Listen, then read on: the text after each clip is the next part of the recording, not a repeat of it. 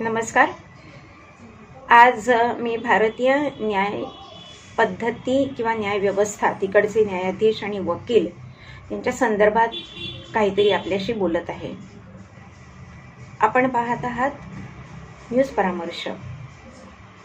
19, 20 आणि 21 मार्च 2025 हे 3 दिवस आपण पाहिले तर सर्वसामान्य माणसाचा न्यायव्यवस्थेवर जो विश्वास उडत चाललाय किंवा तिथल्या न्यायाधीशांबाबतीत, वकिलांच्या बाबतीमध्ये किंवा एकंदरच सिस्टीमबाबत लोकांच्या मनामध्ये जी साशंकता आहे किंवा अविश्वास निर्माण झाला आहे, त्याला बळकटी देण्याचंच काम विविध न्यायालयात जे आता निकाल दिले गेले त्याच्यावरून दिसून येते. आता 19 मार्च 2025 रोजी पूजा खेडकर हिचा इंट्रीम प्रोटेक्शनचा जो अर्ज होता त्याची मुदत जी संपत होती ती न्यायालयाने पुन्हा वाढवून दिलेली आहे.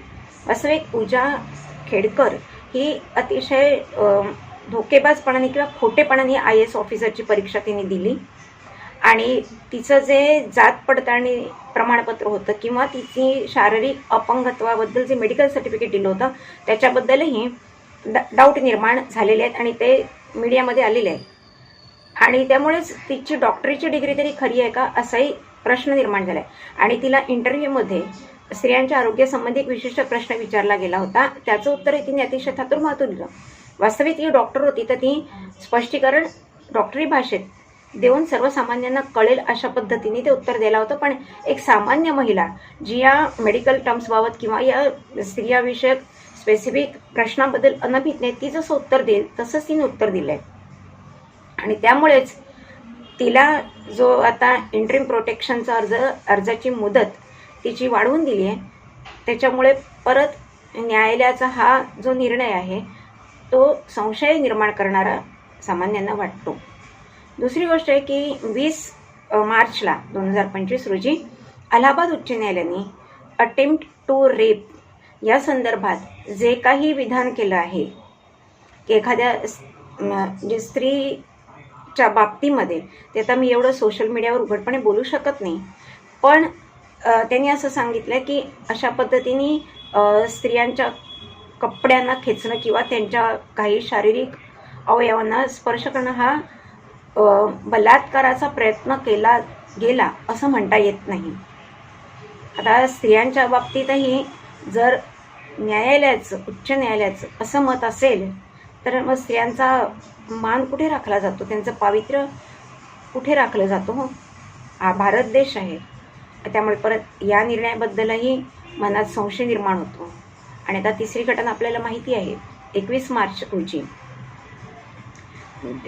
जे सगळं प्रकरण मीडियामध्ये आलं की तिकडचे दिल्ली उच्च न्यायालयाचे न्यायमूर्ती यशवंत वर्मा यांच्या घरी 500च्या नोटा असलेली 4 पोती आढळली जी अर्धवट जळलेल्या अवस्थेत होते.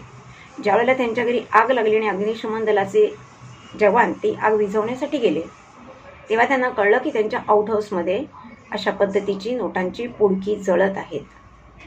आता या बाबतीतही काय करावं, तिकडचे सुप्रीम कोर्टाचे जे सिनियर वकील, ज्याला कोलेजियम असं म्हणतात, त्यांनी तडकाफडकी या न्यायमूर्तींची बदली कलकत्ता उच्च न्यायालयात केली. म्हणजे तत्काळ त्यांना बडतर्फ करून त्यांची चौकशी करणं अपेक्षित होतं, पण त्याऐवजी त्यांना कलकत्ता उच्च न्यायालयात त्यांची सन्मान्य न्यायमूर्ती म्हणून बदली करण्यात आली.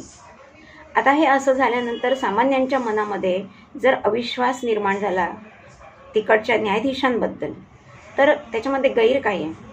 आता जस्टिस वर्मा जे आहेत त्यांनी याबाबत असं एक्सप्लेनेशन दिले की ते आउट हाऊस हा माझ्या घराचा भाग नाही आणि तिकडे सापडलेली ज्या नोटांची बंडलं आहेत किंवा पोतडी आहे त्या पण माझ्या नाही आहेत आणि ते जे तळघर असतं ते उघडं असतं आणि त्यामुळेच मला कुठच्या तरी म्हणजे माझ्याबद्दल एक काहीतरी ट्रॅप रचला जातोय किंवा मला कुठच्या तरी गोष्टीमध्ये अडकवण्याचा प्रयत्न केला जात आहे असं त्यांनी विधान केलं आहे. आता याचे वेगळे अँगल आपण बघूया. याच्यामध्ये त्यांनी जे पहिलं म्हटलं की हा आणि ते गोडाऊन पण म्हणजे आउट हाऊस ओपन असतं असंही त्यांचं म्हणणं आहे. आता हे जे गोडाऊन किंवा आउट हाऊस होतं हे त्यांच्या बंगल्याच्याच प्रिमायसेसमध्ये होतं. म्हणजे ते असं म्हणू शकत नाही की हे माझ्या अखत्यारी देते किंवा माझ्या घराचा भाग होऊ शकत नाही. दुसरी गोष्ट, एखाद्या न्यायाधीशाच्या घरी किंवा त्याच्या आउट हाऊसमध्ये, त्याच्या गोडाऊनमध्ये सहजासहजी कोणाला जाता येत नाही.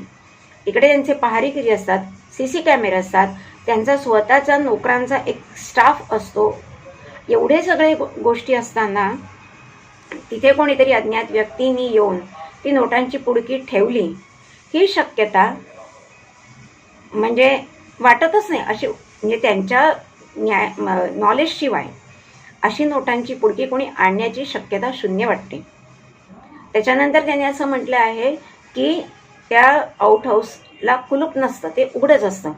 वास्तविक अग्निशमन दलाचे जवान जेव्हा तिथे आग विझवण्यासाठी पोहोचले तेव्हा त्यांनी सांगितलं की त्या आउट हाऊसला लॉक होतं आणि ते लॉक आम्ही नोकरांकडनं चावी घेऊन उघडलं आणि मग आग विझवायचा प्रयत्न केला.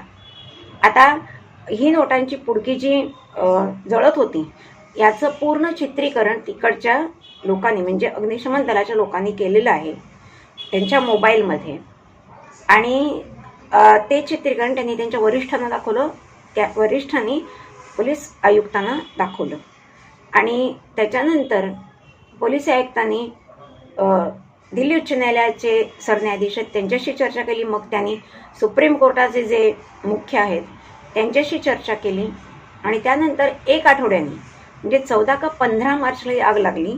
त्याच्यामध्ये नोटांची पुडकी आढळली होती, पण हे प्रकरण अत्यंत गुप्त ठेवलं गेलं. आणि त्यानंतर 21 मार्चला आता हे प्रकरण मीडियासमोर आलं आणि सुप्रीम कोर्टाने ऑफिशियली त्याची एक व्हिडिओ क्लिप आहे तीही सोशल मीडियावर देऊन टाकली आहे. त्यामुळे सर्वसामान्यांना कळतं. आता या माणसांनी जस्टिसनी जे एक्सप्लेनेशन दिले ते अपेक्षितच होतं की ते म्हणणारच ह्याच्यावर हे माझं नाही आहे, आउट हाऊसमध्ये असं कोण ठेवू शकतं पैसे.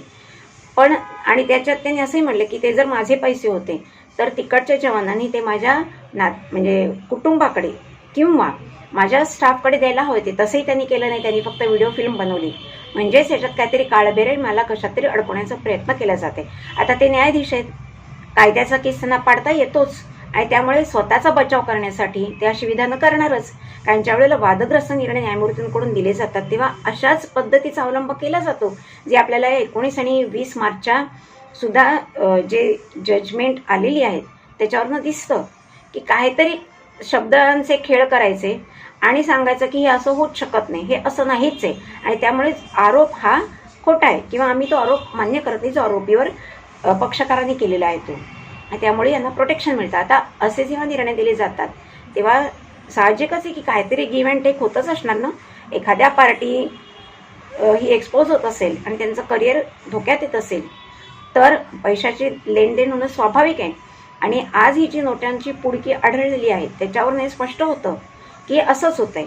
आणि दुसरी गोष्ट म्हणजे की न्यायमूर्ती हे कोणालाही जबाबदार नाही आहेत किंवा त्यांच्या संपत्तीविषयी कोणालाही प्रश्न उपस्थित करायचा अधिकार नाही किंवा ते त्यांच्या संपत्तीची माहितीही कोणालाही देण्यास बांधील नाही आहेत. आता प्रश्न असा पडतो की हे भारत आपला हा जो देश आहे इकडे न्यायमूर्तींना कुठची अकाउंटेबिलिटी नाही.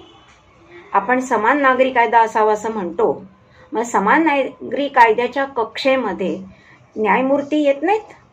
आज आपण टॅक्स पेअर सर्वसामान्य, आपण 100 रुपये कमवले तर 30 रुपयाचा आपण इन्कम टॅक्स भरतो आणि त्याच्यावर अजून 12% 14% GST भरतो आणि त्यातनंही थोडीशी काही पळवाट कोणी काढली आणि ते जर इन्कम टॅक्सच्या संबंधित अधिकाऱ्यांच्या नजरेत आलं तर त्या माणसाला शिक्षा होते, त्याच्यावर केस चालवली जाते, सगळं होतं. मग आज या न्यायमूर्तींना का प्रोटेक्शन एवढं? ते न्यायाच्या कक्षेमध्ये म्हणजे सर्वसामान्यांना जो न्याय लागतो त्या कक्षेमध्ये काय येत नाही. म्हणजे जे न्याय देतात तेच या न्यायाच्या कक्षेच्या बाहेर येतात. किती विरोधाभास आहे. आज त्यांच्यावर काही कारवाई होऊ शकत नाही. आज या माणसाला जरी सस्पेंड करायचं म्हटलं तरी खूप मोठी प्रोसिजर लागते. महाभियोग त्यांच्यावर संसदेत चालवावा लागतो, सर्वसंमतींना बोलावावं लागतं आणि नंतर तो ठराव संमत करून राष्ट्रपतींकडे द्यायला लागतो आणि त्याच्यानंतरच त्यांना बडतर्फ करता येतं किंवा सेवेतून मुक्त करता येतं. मुक्त नाही, मला तर बडतर्फच करता येतं, कारण त्याच्यानंतर पूर्ण चौकशी होते आणि त्याच्यात परत ते दोषी आढळले तर त्यांना सेवामुक्त करण्यात येतं. अन्यथा त्यांना परत सेवेमध्ये रुजू करून घेतलं जाऊ शकतं आणि त्यांना जेवढे दिवस ते सस्पेंडेड होते, नोकरीत नव्हते, त्या सगळ्या दिवसांचा पगार त्यांना भरून मिळतो. परत त्याच्यानंतर ते डिफॉमेशन केस फाईल करू शकतात आणि परत करोडोंची संपत्ती ते प्राप्त करून घेऊ शकतात.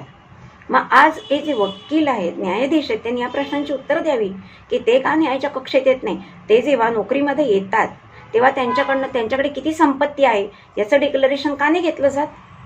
आणि त्याच्यानंतर दर वर्षाला किंवा काही ठराविक कालावधीमध्ये त्यांच्या संपत्तीचा रिव्ह्यू का नाही करण्यात येत की आता तुम्ही न्यायाधीश झाल्यापासून इतक्या वर्षात तुमच्याकडे किती संपत्ती आली आणि ती कशी आली, कोणत्या मार्गाने आली, हे तुम्ही दाखवा. का नाही त्यांच्याकडे असं होत. बरं, त्यांनी असं सांगितलं की नोटांची पुडकी, म्हणजे जस्टिस वर्मा यांचा असा युक्तिवाद दुसरा आहे की जर माझे ते पैसे असते तर मी ते आउट हाऊसमध्ये कशाला ठेवले असते. पण सर्वसामान्य माणसं एवढी तुटखुळी नाही आहेत हो. जर तुम्ही हे अनअकाउंटेड मनी सो कॉल्ड जी काही तुम्हाला मिळाली असेल ती जर तुम्ही तुमच्या घरात, तुमच्या कपाटात किंवा तुमच्या बेडरूममध्ये कुठे लपवली असती आणि जर कोणी याची टीप दिली असती अँटी करप्शन ब्युरोला आणि त्यांना तुमच्या घरामध्ये झडतीमध्ये असं काही आढळून आलं असं तर तो जास्त मोठा गुन्हा ठरला असता. आणि त्यामुळे तुम्ही न्यायाधीश असल्यामुळे तुम्ही मूर्ख नाहीच आहात. तुम्ही ते पैसे अशाच ठिकाणी ठेवणार जिथे कोणाला डाऊट येऊ नये. म्हणजे तुम्ही केलं आहे असं माझं म्हणणं नाही आहे, पण तुम्ही जो युक्तिवाद केलेला आहे त्याच्यावर प्रतिवाद आमचा असा आहे की असं येऊ शकतं, कारण कोर्टामध्ये दोन्ही बाजू ऐकल्या जातात आणि त्यानंतरच न्यायमूर्ती जे असतात ते निर्णय देतात. आणि त्याप्रमाणे आता तुम्ही तुमची बाजू मांडली तशी सर्वसामान्यांची बाजू अशीही आहे. तर याचाही विचार व्हायला हवा. आणि न्यायमूर्तींच्या अपॉइंटमेंट्स ज्या होतात सर्वोच्च न्यायालयात किंवा उच्च न्यायालयामध्ये या सरकारतर्फे होत नाहीत. हा आणखीन एक विरोधाभास आहे. तर सुप्रीम कोर्टाचे जे सिनियर वकील असतात ज्यांना कॉलेजियम म्हणतात तेच बैठक घेतात आणि नावं ठरवतात आणि तीच नावं सरकारकडे पाठवतात आणि त्या नावातूनच या सगळ्या जजेसच्या अपॉइंटमेंट होतात. म्हणजे किती ही व्यवस्था काय म्हणावी आपण. आज लोकशाही मार्गाने जे सरकार येतं त्यालाही 5 वर्षाची मुदत असते. तेही जनतेपुढे जातात. त्यांनी जे काही चांगली वाईट कामं केले त्याचा लेखाजोखा त्यांना मांडावा लागतो आणि जनताही त्यांना आरोपीच्या पिंजऱ्यात उभी करते. आणि त्यांच्या काळात जे काही घोटाळे झाले असतील किंवा जी काही चांगली कामं झाली असतील तेही जनतेपुढे येतच आणि त्यानुसारच लोक आपली मतं बनवतात आणि कोणत्या पक्षाला कोणत्या नेत्याला निवडून आणायचं हे ठरवतात आणि त्याप्रमाणे इलेक्शनचे रिझल्ट आपल्याला पाहायला मिळतात. मग जजेसच्या बाबतीमध्ये असं का नाही होत. त्यांच्या बाबतीत त्यांच्या कामाचा रिव्ह्यू का नाही होत. बरं, हे जे स्पेसिफिक जज आहेत वर्मा दिल्ली उच्च न्यायालयाचे, त्यांनी अनेक वादग्रस्त निर्णय घेतल्याचंही बोललं जात आहे. म्हणजे एक 97-98 कोटीचा घोटाळा जो झाला होता त्याच्यातही त्यांचं नाव आलं होतं. त्यानंतर महाविकास आघाडीची जी केस होती त्याच्यामध्ये काहीतरी 520 कोटी रुपये वगैरे त्यांनी सांगितलं हे आमच्या तुम्ही जमा खर्चात धरू नका, त्याला सूट द्या. ती सुद्धा त्यांनी लगेच त्यांच्या रिक्वेस्टमध्ये देऊन टाकली. मग आता 520 कोटी रुपये असेच वेव केले त्यांनी त्यांच्या अधिकारात. हे कसे काय, याच्याबद्दलही चर्चा झालेली होती. पण ती चर्चा फक्त सामान्यांच्यातच होते आणि तिथेच ती विरूनही जाते. याची अकाउंटेबिलिटी कुठेही होत नाही. आणि त्यामुळे आता हा प्रश्न ऐरणीवर आला आहे की खरंच न्याय व्यवस्था ही ढासळत चालली आहे का आणि सर्वसामान्यांनी न्याय मिळण्याची अपेक्षा जी सोडून दिली आहे ती योग्य आहे का. कारण सर्वसामान्यांची समजूत अशी की शहाण्यांनी कोर्टाची पायरी चढू नये आणि ज्यांना कोर्टाची पायरी चढायला लागते त्यांचा नाईलाज असतो. त्यांच्यावर आयदर कोणीतरी केस केलेली असते किंवा त्यांच्यावर खूप मोठा अन्याय झालेला असतो आणि त्यांना बाकीच्या कुठच्याही मार्गाने म्हणजे धाकदपटशा किंवा अन्य हिंसक मार्गाने न्याय मिळण्याची शक्यता नसेल कारण त्यांची तशी वृत्तीच नसेल. ते बिचारे सनदशीर मार्गासाठी कोर्टात जातात. पण अनेकांना त्यांच्या पदरी निराशाच येताना आपल्याला दिसते. आज सर्वसामान्यांच्या बाबतीत आपण किती केसेस आपण आपल्या आजूबाजूला बघतो की त्यांना न्यायाची त्यांची बाजू असून सुद्धा त्यांच्यावर अन्याय केला गेला आहे. बरं, आपण हे असं उघडपणे बोलू शकत नाही कारण तो कोर्टाचा अवमान होतो आणि न्यायालय आपल्यावर खटला भरू शकतं, आपल्याला जेलमध्ये टाकू शकतं, म्हणजे परत आपलं चारित्र्य हनन होतं. त्यामुळे सर्वसामान्यांच्या मनात हा जो गोंधळ निर्माण झाला किंवा ही जी परिस्थिती संशयास्पद निर्माण झालेली आहे याचं निराकरण करण्यासाठी आपले कायदे सक्षम असायला हवेत आणि त्या कायद्याची जरब असायला हवी आणि त्याची अंमलबजावणी ही तितक्याच त्वरेने करायला हवी. आणि हे जोपर्यंत होत नाही, आज मोदी सरकारला 10 वर्ष झाली, 3री टर्म मोदी सरकारला मिळाली आहे, पण फक्त भारतीय न्याय संहिता त्यांनी आणलेली आहे. देवतेच्या डोळ्यावर जी पट्टी होती ती त्यांनी काढून टाकलेली आहे. देवता आता डोळस केलेली आहे. पण कायदे कुठे आहेत तसे सक्षम.